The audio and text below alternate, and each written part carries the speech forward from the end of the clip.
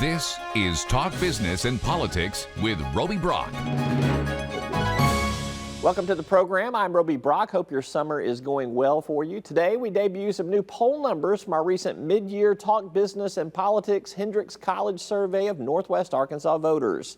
We do this in conjunction with our sister publication, the Northwest Arkansas Business Journal. This poll was conducted June 26th through 28th. Here are some top lines.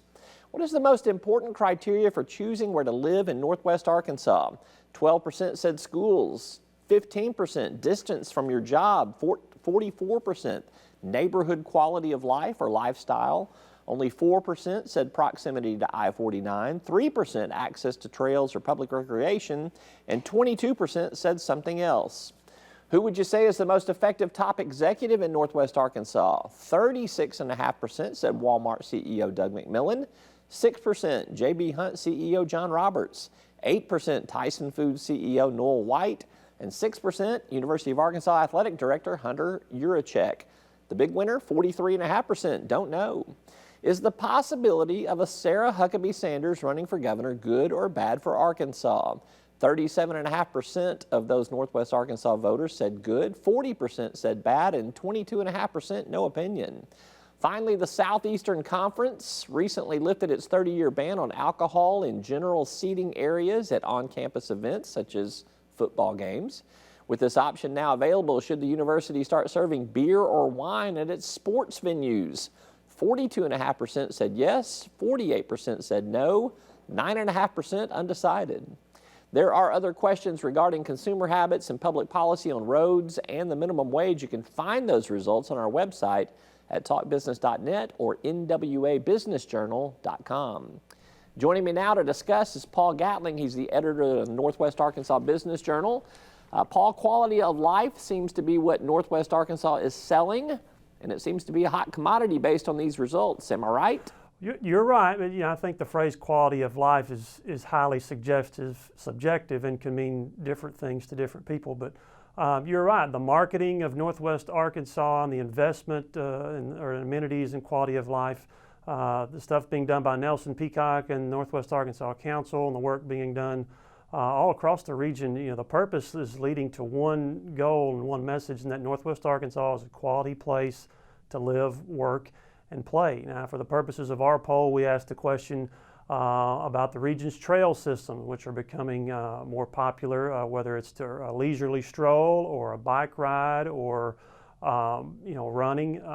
The trails are growing each and every day, starting way back when they started the Razorback Regional Greenway to build a trail all the way from South Fayetteville to Bella Vista, 30-something miles, has just added to that. So whether it's that or whether it's the bike paths that are the off-road mountain biking paths, trails are becoming something that people in this region are counting on as an amenity that they use each and every day.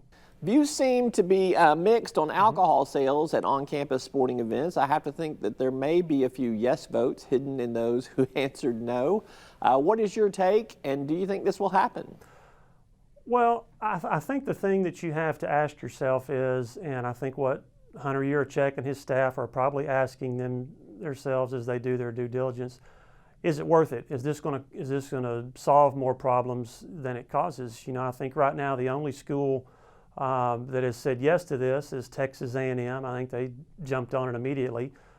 Georgia, Auburn, and Alabama have all said no. Just a few days ago, South Carolina said no, at least for now, for football season, leaving open the option that they may, take advantage of the policy for other sports during the 2019-20 school year. It's not just a football issue. The rule change impacts venues, whether it's basketball or baseball or gymnastics. Yes, it's a money issue. Can they make more money? Can schools make more money? They can. Is it a lot more money? Is it worth the logistics and the study to make that? I don't know. So I think if it was just a money issue, I think all the schools in the Southeastern Conference would have said yes already. But logistically, there is a lot that's going into whether or not to serve beer and wine at athletic venues. You're talking about point of sales, you're talking about even extra security probably. You're talking about how are your sponsors and advertisers going to react, or is anybody going to have an adverse reaction? But you know, I don't know. I think Arkansas might follow South Carolina's path, keep studying the issue, and probably for the football season, it's probably going to be a no, but who knows? You might see beer and wine be available to watch a Razorback basketball game or a baseball game next spring, or maybe even a gymnastics event. You know, Arkansas draws 8,000-9,000 people to Barnhill Arena for a gymnastics event, so there's an opportunity in that venue. So it's obviously a difficult question, which is why most of the schools in the league are still in their due diligence study mode about whether to serve beer and wine.